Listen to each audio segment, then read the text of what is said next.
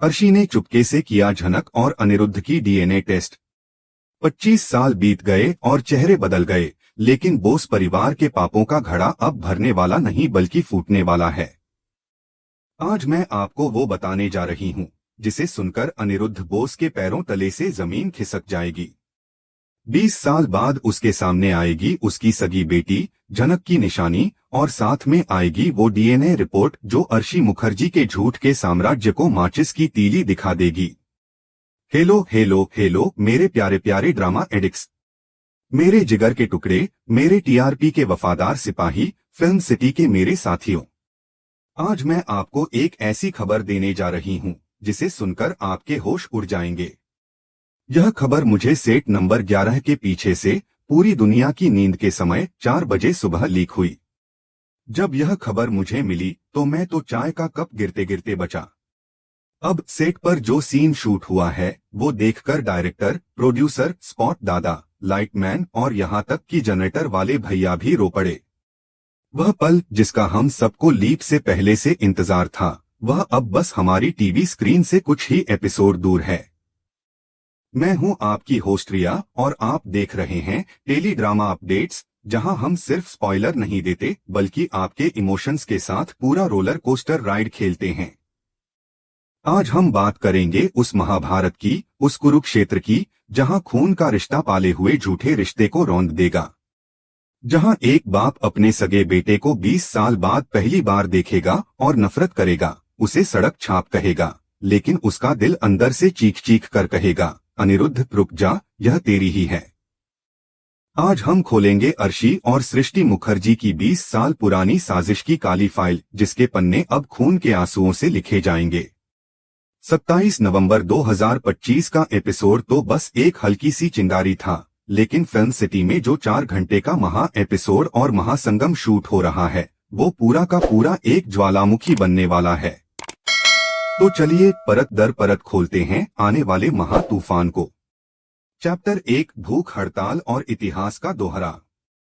कहानी की शुरुआत होती है उसी सीन से जिसने कल हमारे दिलों में आग लगा दी थी। कॉलेज हॉस्टल की कैंटीन बंद कर दी गई। सोचिए, एक लड़की जो अपने घर से दूर है, जिसके पास पिता का नाम नहीं है। उसे तोड़ने के लिए प्रिंसिपल ने रसोइयों को हड़ताल पर भेज दिया। आदेश था खुद का खाना खुद लाओ या भूखे मरो, यह कोई संयोग नहीं था।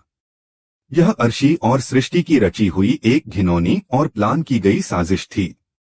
उनका मकसद सिर्फ एक था, झनक की बेटी का स्वाभिमान कुचलना, उसे घुटनों पर लाना और उसे यह याद दिलाना कि वह एक मामूली लड़की है जिसकी कोई औकात नहीं।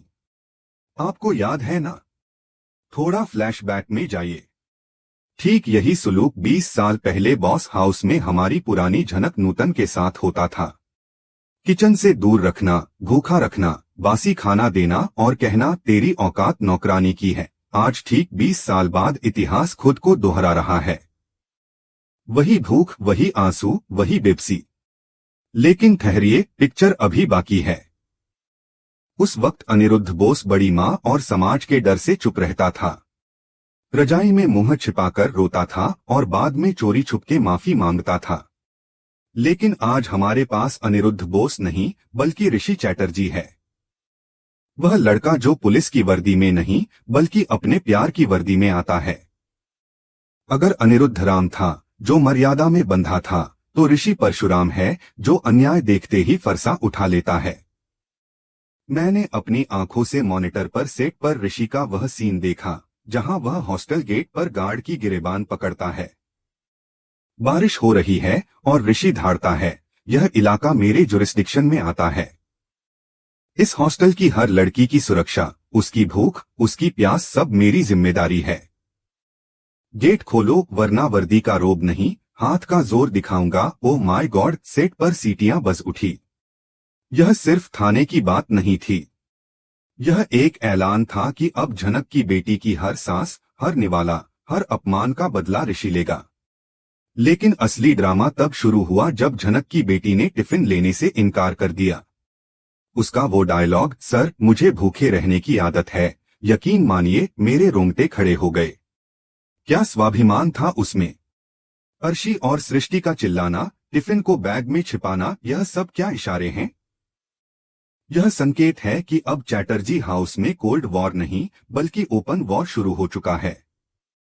एक तरफ अर्शी और अदिति की चमचागिरी करने वाले इंदु, सृष्टि, अप्पू और वह पूरा जहरीला गैंग जो चाहते हैं कि अनिरुद्ध की जिंदगी बस झूठ कर टिके रहे, और दूसरी तरफ वे लोग जो सच को बिना जाने भी महसूस कर रहे हैं, पुतुल, जेठू और अब ऋषि।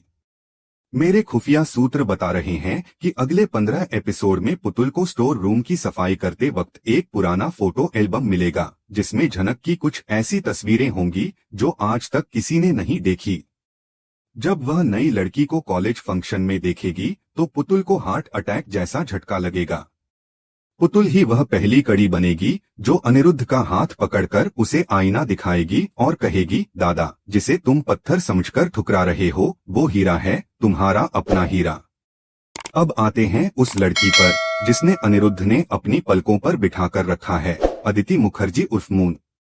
यह लड़की अर्शी की कार्बन कॉपी नहीं बल्कि उसका अपग्रेडेड वर्जन है। अर्शी ने झूठ बोलकर और अन्याय करके अनिरुद्ध से अलग हो चुकी है, तो वह सिर्फ एक प्रेमी का ब्रेकअप नहीं था, वह अनिरुद्ध बोस के लिए 1000 वाट का रेड अलर्ट था। अनिरुद्ध अपनी इस पालित सी बेटी अदिति के लिए दुनिया जला सकता है। उसे लगता है कि अदिति उसकी दुनिया है, उसकी आस है। अब जब उसे पता चलेगा कि कोई सस्ती मिडिल क्लास लड़की जो असल में उसकी सगी बेटी है, उसकी लाडली अदिति की आंखों में आंसू ला रही है और उसके दामाद ऋषि को छीन रही है, तो अनिरुद्ध बोस शांत नहीं बैठेगा। वह एक पिता नहीं, एक राक्षस बन जाएगा। अनिरुद्ध को लगेगा कि इतिहास फिर से दोहरा रहा है। जैसे जनक ने उसे अर्शी से दूर किया था, वैसे ही उसकी नजर में यह नई लड़की अदिति से ऋषि को दूर कर रही है। नफरत की आग अनिरुद्ध की आंखों पर पट्टी बांध देगी और वह अपनी ही बेटी को बर्बाद करने की कसम खा लेगा। दिल थाम कर बैठिए, पानी पी लीजिए, क्योंकि अब मैं आपको उस सीन का वर्णन करने जा रही हूं जो सेट पर 18 रीटेक्स में शूट हुआ, क्योंकि एक्टर अनिरुद्ध अपने इमोशंस संभाल नहीं पा रहे थे। माहौल बाहर तूफानी बारिश और बिजली कड़क रही है। क्लासिक स्टार प्लस वेदर के साथ खिड़कियां खड़खड़ा रही हैं। अनिरुद्ध बोस गुस्से में आग बबूला अपनी कार से उतरता है और हॉस्टल के गेट को तोड़कर अंदर घुसता है। वह उस लड़की को ढूंढ रहा है। जैसे ही वह उसे देखता है, वह दहाड़ता है, तुम हो वो लड़की? तुम कौन होती हो मेरी बेटी अदिति की जिंदगी में जहर घोलने वाली? तुम्हारी हिम्मत कैसे हुई मेरी बेटी के मंगेतर पर डोरे डालने की? अनिरुद्ध हाथ उठाता है, शायद उसे थप्पड़ मारने के लिए या शायद सिर्फ डराने के लिए, लेकिन तभी झनक की बेटी मुड़ती है। उसके हाथ में एक किताब है और सेट पर सन्नाटा छा जाता है। लाइटिंग अनिरुद्ध के चेहरे पर पड़ती है। वह आंखें, वही बड़ी बड़ी हिरनी जैसी आंखें जो 20 साल पहले उसे निहारा करती थी, वही माथे पर पड़ा बल, बिल्कुल झनक जैसा। उसकी होठों की कंपन और वह स्वाभिमान जो अनिरुद्ध ने सिर्फ एक ही औरत में देखा था। अनिरुद्ध का हाथ हवा में रुक जाता है। उसे एक झटका लगता है, जैसे 440 वोल्ट का करंट लगा हो। उसे अपनी आंखों के सामने 20 साल पुरानी झनक खड़ी दिखाई देती है। उसका गुस्सा, उसकी नफरत एक पल के लिए कंफ्यूजन में बदल जाती है। झनक की बेटी डरती नहीं है। वह एक कदम आगे बढ़ाती है और पलटकर बोलती है, मिस्टर बोस, हाथ नीचे रखिए। आप अमीर होंगे अपने घर में। अपनी बेटी को संस्कार सिखाइए, मुझे नहीं। मैं गरीब हो सकती हूँ, अनाथ हो सकती हूँ, लेकिन मैं आपकी तरह अमीरी की गुलाम नहीं हूँ। मेरा ज़मीर बिकाऊ नहीं है जो आपके चिल्लाने से डर जाएगा। और उस एक पल में अनिरुद्ध को लगता है कि समय 20 साल पीछे चला गया है। उसे उस लड़की में अपनी ही जिद, अपना ही अहंकार और झनक का वह निडरपन दिखता है। कैमरा अनिरुद्ध के चेहरे पर जूम करता है। उसकी आंखों में एक अजीब सी नमी, उसका गला रुंधा हुआ। वह कुछ बोलना चाहता है लेकिन शब्द नहीं निकलते। उसके होठ फड़फड़ाते हैं। वह लड़खड़ाते हुए वहां से चला जाता है। अपनी गाड़ी में बैठकर वह स्टीयरिंग व्हील पर सिर रख देता है। एक सवाल उसके दिल में हथौड़े की तरह बज रहा है, यह लड़की कौन है? इसे देखकर मेरा दिल क्यों बैठ रहा है? मुझे ऐसा क्यों लगा कि मैंने झनक को दोबारा देख लिया? अब हम आते हैं चैप्टर 5 पर, एक्सीडेंट, खून और अर्शी का पसीना। यह वही पुराना, सबसे घिसा-पिटा, लेकिन सबसे भरोसेमंद और इमोशन हथियार है, hospital plus blood donation plus flashback. मेरे सूत्रों के मुताबिक पक्की खबर आ रही है कि हॉस्टल में चल रहे मानसिक तनाव, भूख हड़ताल और शायद अर्शी के गुंडों द्वारा किए गए एक छोटे से एक्सीडेंट या सीढ़ियों से धक्के या कार एक्सीडेंट की वजह से झनक की बेटी बुरी तरह घायल हो जाएगी। सड़क पर खून बह रहा है और बारिश का पानी खून के साथ मिल रहा है। ऋषि उसे गोद में उठाता है और पागलों की तरह हॉस्पिटल भागता है। उसकी सफेद शर्ट खून से लथपथ है। वह चिल्ला रहा है, आंखें खोल, तुझे कुछ नहीं होगा, मैं हूं ना। मैंने वादा किया था। हॉस्पिटल में डॉक्टर चिल्लाते हैं, पेशेंट की हालत बहुत क्रिटिकल है। ब्लड लॉस बहुत ज्यादा है। रेयर ब्लड ग्रुप है, बी नेगेटिव या जो भी अनिरुद्ध का है। तुरंत डोनर चाहिए। हमारे ब्लड बैंक में स्टॉक नहीं है। ऋषि का ग्रुप मैच नहीं करता, पुतुल का मैच नहीं करता। और किस्मत का खेल देखिए, विधाता की राइटिंग देखिए। उसी वक्त उसी हॉस्पिटल में अनिरुद्ध बोस अपनी नकली बेटी अदिति के किसी माइनर चेकअप या अर्शी की किसी बीमारी के लिए मौजूद है। शोर सुनकर अनिरुद्ध आता है। ऋषि उसे देखता है, भीगी आंखों से। ना चाहते हुए भी अपनी ईगो को साइड में रखकर ऋषि को कहना पड़ता है, बड़का या सर, इसे बचाइए। इसका ब्लड ग्रुप आपसे मैच करता है। प्लीज आज इंसानियत के लिए हाँ कह दीजिए। अनिरुद्ध एक पल के लिए हिचकिचाता है। उसे उस लड़की से नफरत है, लेकिन वह अनिरुद्ध बोस है। वह किसी को मरता हुआ नहीं छोड़ सकता। वह कोट उतारता है, आस्तीन ऊपर चढ़ाता है, और अब आता है वह magical moment. Operation theatre. 2 bed पास पास, एक नली अनिरुद्ध के हाथ में, दूसरी उस लड़की के हाथ में।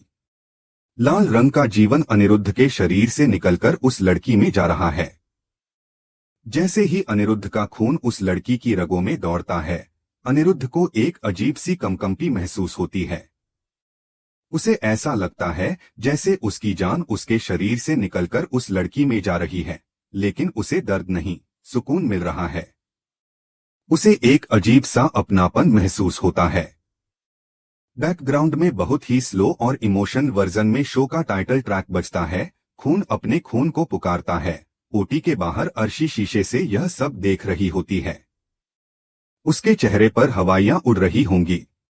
उसके माथे पर पसीना होगा, उसके हाथ कांप रहे होंगे, क्योंकि उसे पता है कि अगर यह ब्लड रिपोर्ट बाहर आ गई या डॉक्टर ने मैचिंग डीएनए की बात कर दी, तो 20 साल पहले का बेबी स्वैप का सच बाहर आ जाएगा। अर्शी जानती है कि अदिति उसकी सगी बेटी नहीं है। या शायद गड़बड़ी कुछ और है। शायद अदिति गोद ली हुई है। उसे डर है कि अगर अनिरुद्ध को पता चला कि वह अनाथ लड़की, जिसे वह सड़कों पर धक्के खाने के लिए छोड़ आया था, असल में उसकी और झनक की प्यार की निशानी है, तो अनिरुद्ध अदिति को नहीं, बल्कि अर्शी को अपनी जिंदगी से निकाल फेंकेगा और उसे जेल भिजवा देगा। अब हम आते हैं चैप्टर 6 पर, आने वाले 40 एपिसोड्स का road map, predictions and spoilers. दोस्तों, यह तो बस शुरुआत है, पिक्चर अभी बाकी है। आने वाले 40 एपिसोड्स में अर्शी और सृष्टि की साजिशें लेवल 1000 पर पहुंच जाएंगी। वे डर गई हैं, इसलिए अब वे और भी खतरनाक हो जाएंगी। चरित्रहीनता, कैरेक्टर अस्सिनेशन, प्रिंसिपल को पैसे खिलाकर रेस्टिकेशन, यह छोटी बात होगी। अब हॉस्टल की दीवारों पर पोस्टर लगेंगे, होम ब्रेकर, लड़कियों से झूठी गवाही दिलवाई जाएगी कि यह लड़की अमीर लड़कों को फंसाती है। फेक सुसाइड नोट, अर्शी एक फेक लेटर लिखवाएगी झनक के नाम से, जिसमें लिखा होगा कि वह अपनी मर्जी से शहर छोड़कर जा रही है। अर्शी सृष्टि मुखर्जी के गुंडे हायर करेगी, लेकिन वे भूल गए अब 2025 है। नई झनक 2005 वाली झनक नूतन नहीं है, जो रो रो कर मंदिर में दिया जलाती थी और भगवान के भरोसे बैठती थी। यह नई जनरेशन है, यह लड़ेगी, यह सवाल पूछेगी। यह ईंट का जवाब पत्थर से देगी। और इसके साथ खड़ा है ऋषि चैटर्जी, जो अभी नहीं जानता कि वह किसकी बेटी की रक्षा कर रहा है, लेकिन उसे यह जरूर पता है कि वह धर्म और सच्चाई के साथ है।